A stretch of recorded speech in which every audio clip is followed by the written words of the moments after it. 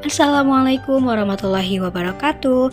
Halo semuanya, kembali lagi bersama saya Rabiatul Adwiyah NIM 1805436 dari kelas 3 DPGSD UPI Kampus Tasikmalaya. Pada video kali ini saya akan membahas tentang siklus biogeokimia. Apa sih yang dimaksud dengan biogeokimia? Biogeokimia berasal dari 3 kata, yaitu biologi, geologi, dan kimia. Biogeokimia adalah proses peredaran unsur-unsur kimia dari lingkungan ke komponen biotik dan kembali lagi ke lingkungan. Proses ini terjadi secara berulang dan tidak terbatas.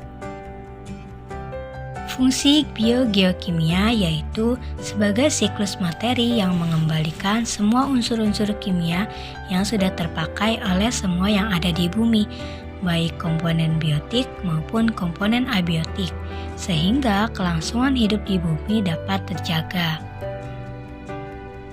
Macam-macam siklus biogeokimia: daur air, daur oksigen, daur nitrogen, daur fosfor, dan daur sulfur. Daur air atau daur hidrologi merupakan siklus atau sirkulasi air yang berasal dari bumi, kemudian menuju ke atmosfer dan kembali lagi ke bumi, berlangsung secara terus-menerus. Berdasarkan gambar tersebut, siklus air dimulai dari lautan. Air di laut mengalami evaporasi atau penguapan. Evaporasi terjadi karena adanya sinar matahari yang memberikan energi panas sehingga terjadi penguapan air laut. Pada proses evaporasi, terjadi perubahan bentuk air yang awalnya cair menjadi uap air. Uap ini lama-kelamaan akan mengalami kondensasi membentuk awan, kemudian awan tertiup ke daerah pegunungan. Saat awan jenuh dengan uap air, maka uap air akan diubah menjadi titik air, kemudian menjadi hujan.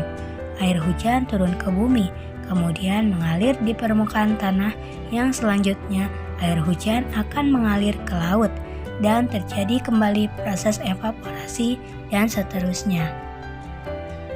Daur oksigen atau daur karbon adalah sirkulasi dan transformasi karbon bolak-balik antara makhluk hidup dan lingkungan.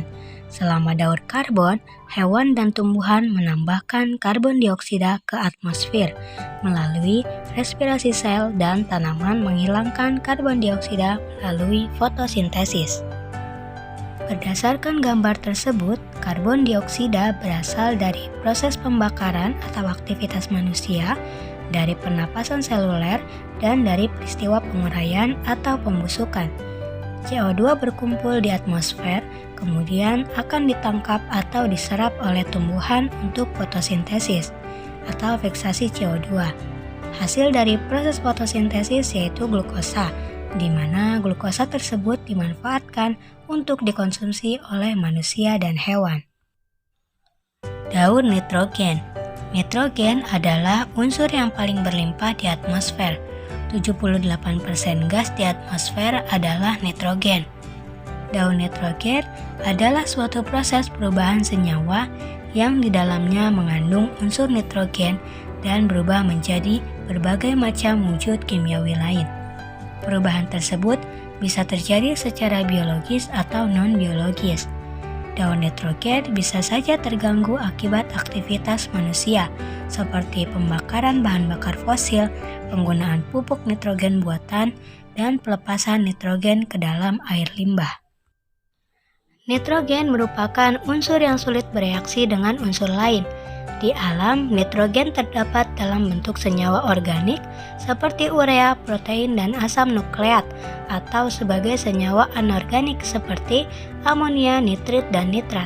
Berikut ini merupakan proses daur nitrogen, yaitu fiksasi, proses pengikatan atau pengambilan nitrogen bebas dari udara menjadi senyawa nitrogen yang dapat dimanfaatkan tumbuhan.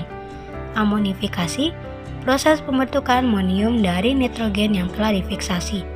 Nitrifikasi, proses pengubahan amonium menjadi nitrat oleh aktivitas enzim nitrogenase yang dimiliki oleh bakteri nitrifikasi. Asimilasi, proses pemanfaatan nitrat dalam proses fotosintesis di tumbuhan. Denitrifikasi, proses pelepasan nitrogen kembali ke udara. Daur fosfor merupakan pergerakan fosfor dari atmosfer ke bumi dan kembali lagi ke atmosfer secara terus-menerus membentuk sirkulasi. Fosfor memiliki kemampuan untuk membentuk ikatan kimia berenergi tinggi, dan fosfor sangat penting dalam transformasi energi pada semua organisme. Daur fosfor dimulai dari adanya fosfat anorganik yang berada di tanah yang diserap oleh tumbuhan. Hewan yang memakan tumbuhan akan memperoleh fosfor dari tumbuhan yang dimakannya. Di samping itu, tumbuhan atau hewan yang mati ataupun sisa ekresi hewan, baik urin maupun feses yang ada di tanah oleh bakteri pengurai akan menguraikan fosfat organik menjadi fosfat anorganik yang akan dilepaskan ke ekosistem. Berdasarkan gambar tersebut, sumber fosfor alami adalah batu.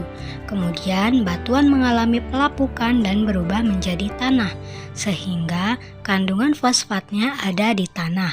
Kemudian fosfat diserap oleh tanaman dan tanaman dikonsumsi hewan, sehingga fosfatnya berpindah ke hewan. Dan hasil sekresi zat sisa berupa fosfat. Zat sisanya ini kemudian kembali ke dalam tanah yang nantinya akan terbawa ke laut.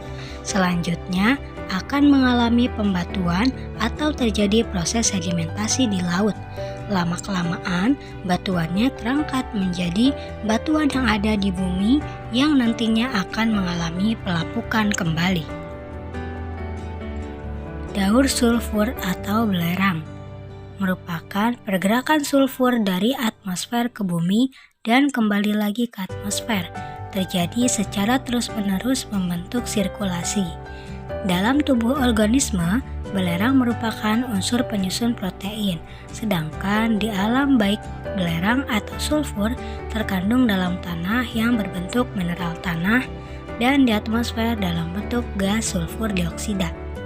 Gas sulfur dioksida yang berada di atmosfer bereaksi dengan oksigen dan air akan membentuk asam sulfat yang ketika jatuh ke tanah akan menjadi bentuk ion-ion sulfat dan akan diserap oleh tumbuhan untuk menyusun protein dalam tubuhnya. Jadi ketika manusia dan hewan memakan tumbuhan, maka akan terjadi perpindahan unsur belerang dari tumbuhan ke tubuh hewan atau manusia. Siklus proses terjadinya daur belerang atau sulfur. Tahap pertama, daur sulfur diawali dengan adanya aktivitas gunung berapi atau karena adanya industri batubara yang menggunakan bahan bakar dari batubara berupa gas SO2. Kemudian zat sulfur atau belerang naik ke udara yang membentuk awan sehingga terjadilah hidrolisis air berupa H2SO4. Dan akhirnya mengakibatkan terjadi kondensasi yang menurunkan hujan, yang biasa dikenal dengan hujan awan. Setelah hujan awan turun, maka hasil dari hujan tersebut akan digiring, dibawa ke daratan kembali untuk diubah menjadi sulfat yang sangat dibutuhkan bagi tumbuhan. Sulfur anorganik SO4 nantinya akan berpindah dari bumi atau alam menuju ke dalam tubuh manusia melalui penyerapan sulfat menggunakan akar. Sulfur umumnya direduksi oleh bakteri menjadi senyawa sulfida. Namun, kadang-kadang terdapat dalam bentuk yang lain seperti sulfur dioksida dan hidrogen sulfida. Hidrogen sulfida ini merupakan senyawa yang dihasilkan dari penguraian bahan bakar organik yang mati yang juga dapat mematikan makhluk hidup pada perairan. Daur sulfur ini selalu dibantu oleh unsur organisme lain untuk bisa menguraikan senyawa-senyawa menjadi sebuah unsur-unsur. Pada daur sulfur ini, mikroorganisme yang bertanggung jawab membantu dalam proses transformasi yaitu bakteri sulfur tak berwarna, hijau dan ungu, bakteri Desulfovibrio, dan bakteri Thiobacilli. Oke, cukup sekian video pembelajaran siklus biogeokimia dari saya. Kurang lebihnya mohon maaf. Terima kasih. Wassalamualaikum warahmatullahi wabarakatuh.